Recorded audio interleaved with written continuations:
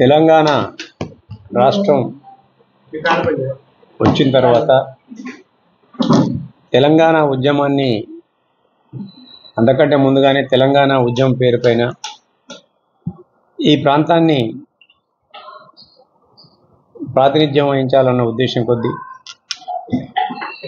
కేసీఆర్ గారు తనయుడు కేటీఆర్ గారు తెలంగాణ ఉద్యమం పేరుపైన ఈ ప్రాంత బిడ్డ కాకపోయినప్పటికీ కూడా ఆ రోజున్న రాజకీయ పరిస్థితుల్లో తెలుగుదేశం పార్టీతో పొత్తు పెట్టుకుని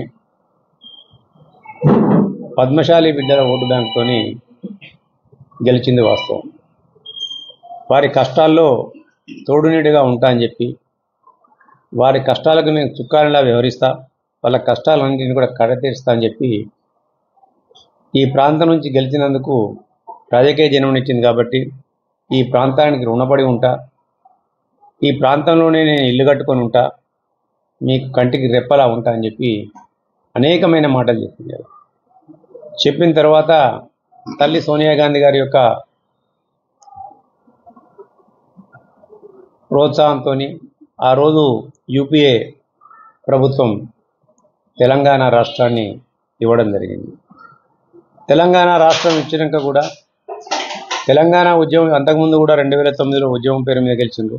టీడీపీ పొత్తుతోని ఈ ప్రాంతానికి సుపరిచితంగా కాని వ్యక్తి అయినప్పటికీ కూడా తెలంగాణ ఉద్యమం పేరు మీద తెలుగుదేశం దయా దాక్షిణ్యాలపైన ఈ ప్రాంతానికి ప్రాతినిధ్యం అయింది. తర్వాత జరిగిన ఎలక్షన్లలో గెలిచి మంత్రి అయినప్పటికీ కూడా నాకు తెలిసిన మేర సిరిసిల్ల ప్రాంతంలోని బొంబాయి, దుబాయ్, బొగ్గుబాయి బతుకులు మారలేదు, వలసలు ఆగలేదు,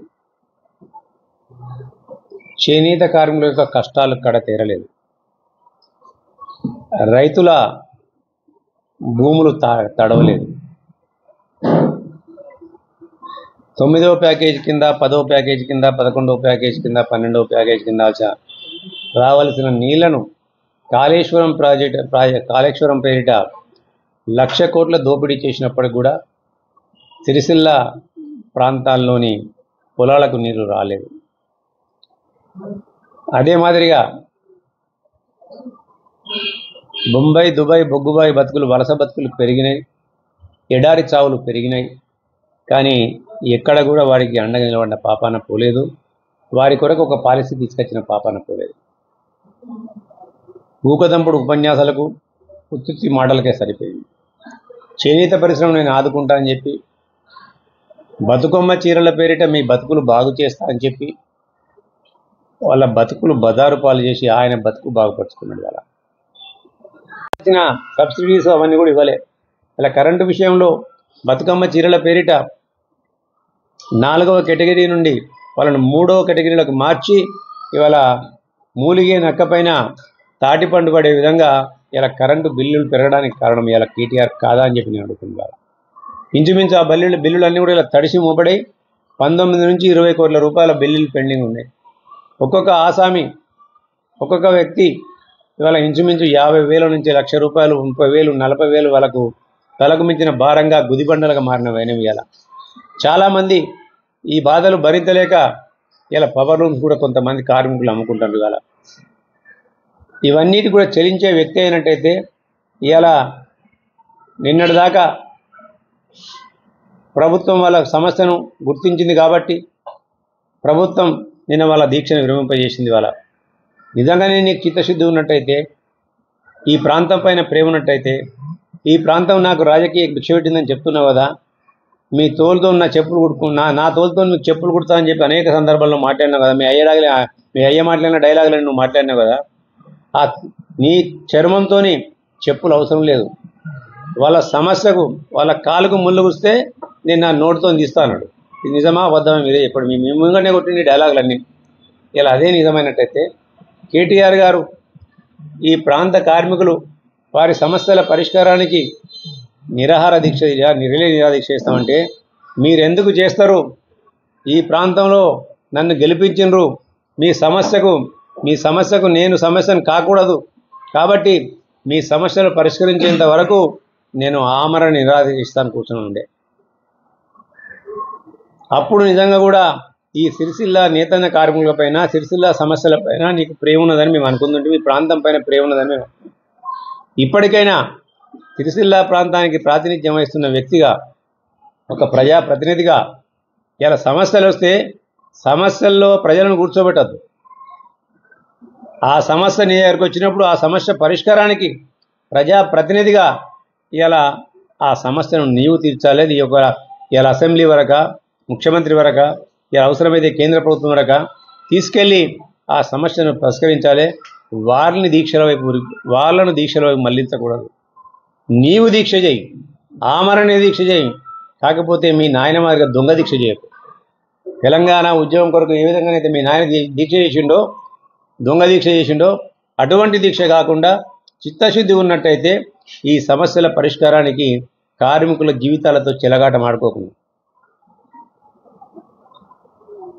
నీవు ఇలా ఆమరణ దీక్ష చేస్తే నిజంగా కూడా ఈ ప్రాంతం పైన నీకు ప్రేమ ఉన్నదని అనుకుంటుంటే ఈ ప్రాంతం నేను గెలిపించినందుకు దీని రుణం తీర్చుకున్నదని ఇక్కడ ప్రజలు భావించేవాళ్ళు. ఇవాళ ఇలా గాలి 4 గోడల మధ్యలో కూర్చొని గాలి మాటలు మాట్లాడుకుంటూ వాళ్ళ బతుకులను ఆగం చేస్తూ ఇంకా రెచ్చగొట్టే విధంగా చేస్తే ప్రజలందరికీ కూడా తెలిసిపోయింది అలా మీ వ్యవహారం ఏంది, మీ విధి విధానాలు ఏంది, మీ దోపిడీ లక్షణాలు ఏంది, ఇలా మీ రెచ్చగొట్టే మాటలేంది అనేది యావత్ తెలంగాణకు అందరికి కూడా తెలిసిపోయింది.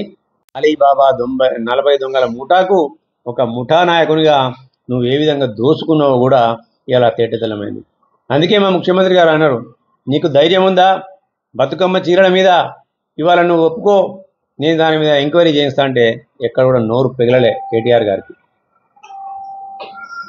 నిజంగానే నువ్వు సచ్చీలమైనట్టయితే ఇలా ఆ బతుకమ్మ చీరల్లో జరిగిన భాగవతమైన నీవుగా ఎంక్వైరీ చేయమని అడిగేది ఉండే. అటువంటి చేయాలి తప్ప నీ యొక్క కేవలం రెచ్చగొట్టే విధంగా ఉత్తరాలు రాసుకుంటా గాలి మాటలు చెప్పుకుంటా గాలి తిరుగుడు కాదు. ఈ ప్రాంతం పైన నిజంగా కూడా నీకు ప్రేమ ఉన్నట్టయితే ఈ ప్రాంత బిడ్డలది రుణం తీసుకున్నట్టే సమస్యల పరిష్కారంలో భాగస్వామిగా అయి ఆ సమస్యల పరిష్కారాన్ని అంతా కూడా మీ భుజస్కంధాలపై వేసుకొని అన్నింటికీ నేనే మాదిరిగా వివరిస్తే బాగుంటుందని చెప్పి ఇప్పటికైనా ఇక ముందైనా ఆ సమస్యల పరిష్కారంలో ఇవాళ నేత కార్మికులను దీక్షల కూర్చునే విధంగా చేయకుండా ఒక ప్రజాప్రతినిధిగా నువ్వు ఆమరణ దీక్ష చేస్తే వాళ్ళపైన ప్రేమ ఉందని మేము భావిస్తాం. 3 నెలల్లో 4 నెలల్లో బతుకమ్మ చీరల పేరిట పని కల్పించి 6-7 నెలలు ఇక్కడ కార్మికులకు పని లేకుండానే చేసింది. అలా బతుకమ్మ చీరల పేరిట ఇక్కడ ఉన్న కాటన్ వ్యవస్థను పూర్తిగా దెబ్బతీసేసిండు. డయ్యింగ్ పరిశ్రమ కూడా పూర్తిగా దెబ్బతిన్నది. వైపనీస్ కానీ జాఫర్స్ కానీ వీళ్ళందరూ కూడా పనులు లేక ఇవాళ అనేక ఇబ్బందులకు గురైంది. ఇవాళ ఈ ప్రాంతంలో ఒకే ఒక మిల్లు రాజరాజేశ్వర స్పిన్నింగ్ మిల్లు ఉండే. నేతన్నల మీద నిజంగానే ప్రేమ ఉన్నట్టయితే ఆ స్పిన్నింగ్ మిల్లును కూడా యథాతథంగా ప్రభుత్వ సహాయ సహకారాలు అందించి దాన్ని నడిపిస్తే ఇంచుమించు 1000-1200 మందికి మహిళా సోదరీమణులకు ఉపాధి కలిగేది. అందులో దాన్ని కూడా ఇలా అనేక మంది అనేక రకాలుగా మాట్లాడుతారు. అది వారి విజ్ఞతకు వదిలేస్తున్నా నేను. దాన్ని కూడా ఆయనకు సంబంధికులకే రియల్ ఎస్టేట్ వ్యాపారం కొరకు కట్టబెట్టిండని ప్రజలు ఇక్కడ కోడెక్కిస్తుంది. వాళ్ళ బతుకమ్మ చీరల పేట సిరిసిల్ల బతుకులు బాగు చేసిన అన్న వ్యక్తి మరి వారికి బకాయిలకు ఎందుకు పెట్టిండో, బంగారు తెలంగాణ అని చెప్పుకున్న వ్యక్తి మరి బకాయిలను ఇంచుమించు సిరిసిల్లకు అన్ని రకాల బకాయిలు, అటు బతుకమ్మ చీరల బకాయిలు కానివ్వండి, అదే మాదిరిగా ఆర్బిఎం క్లాత్ బకాయిలు కానీ కలుపుకుంటే ఇంచుమించు 300 కోట్ల పైచిలకు, బతుకమ్మ చీరల బకాయిలు అయితే 275 కోట్ల బకాయిలు. బంగారు తెలంగాణలో మరి సిరిసిల్ల పద్మశాలిల బతుకులు ఎందుకు ఆగం చేసిండో, ఈ బకాయిలు ఎందుకు పెట్టిండో ఒకసారి ఆయన ఆత్మ పరిశీలన చేసుకోవాలి. ఈరోజు పైపెచ్చు ఆగమాగంగా మాట్లాడుతాండి. ఆ రోజు ఆయన్నే స్వయంగా ఇవాళ బతుకమ్మ చీరల్లో స్కామ్ జరిగిందని ఆయన్నే ఒప్పుకున్నాడు. బతుకమ్మ చీరలను మేము ఆ రోజు గుజరాత్ నుంచి కొన్నాం, అందించలేకపోయినాం. గుజరాత్ కొన్న వాస్తవం ఏం చెప్పి ఆయనే ఒప్పుకున్నాడు కదా. మరి దానికి ఎందుకు బాధ్యత వహించకూడదని నేను అంటున్నాను. బతుకమ్మ చీరల్లో భారీగా కుంభకోణం జరిగింది, ప్రభుత్వానికి అనేకమైన నష్టం జరిగింది అని చెప్పి అప్పటి నుండే చాలామంది ప్రతిపక్షంలో ఉన్న మేము కానివ్వండి అనేక మంది మాట్లాడడం జరిగింది. వాటిపైన ఎప్పుడు కూడా మాట్లాడలేదు. ఇవాళ కేవలం ప్రభుత్వం మారిన తర్వాత ప్రభుత్వం పైన విమర్శలే ఏకైక ధ్యేయంగా కేటీఆర్ ఇలా అవాకులు చివాకులు పేదలు బకాయిలు ఎందుకు ఇవ్వరని చెప్పి, మేము బకాయిలు ఇవ్వము అని ఎక్కడ అనట్లే.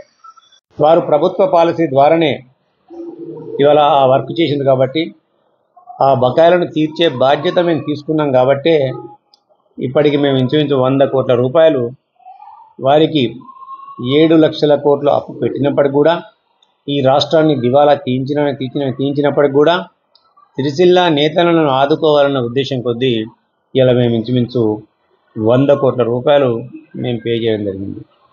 మిగిలిన డబ్బులు కూడా తప్పకుండా రాబోయే కాలంలో చేసే బాధ్యత మేము తీసుకుంటాం కదా.